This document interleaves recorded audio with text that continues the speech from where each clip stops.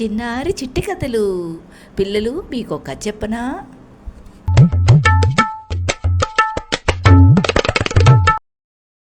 అనగనగా ఒక అడవిలో చీమలు, ఎలుకలు, రకరకాల జంతువులు, మృగరాజ సింహాలు, పక్షులు అన్నీ నివసిస్తూ ఉండేవి.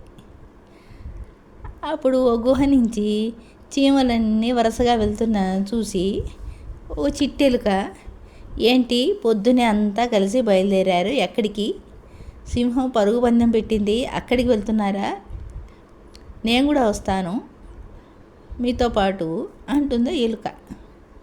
మేము అక్కడికి వెళ్ళటం లేదు, ఇప్పుడు మేము చాలా బిజీగా ఉన్నాము. మేము సమయాన్ని వృధా చేసుకోమని ఇలాగా మేము మా ఆహారం వెతుక్కోవడానికి వెళ్తున్నాం. రోజు తిండి చేసేనా? ఆ చిన్న పొట్టుకి ఎంత ఆహారం కావాలి అని ఎలుక అంటుంది. చీమలే మాట్లాడకుండా ముందుకు వెళ్ళిపోతాయి. తెల్లారి పొద్దున్నే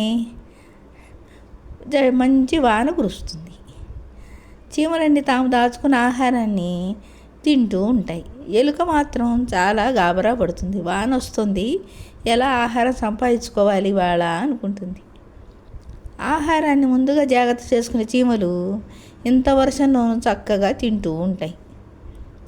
నేను ముందే తెచ్చుకుంటే ఈ కలుగులో దాచుకునే ఆహారాన్ని తినేదాన్ని కదా అని ఎలుక భావిస్తుంది. ఇంతలో చీమలన్నీ తన దగ్గరున్న పకోడీని మొక్క తీసుకొచ్చి ఎలుకకి ఇస్తుంది.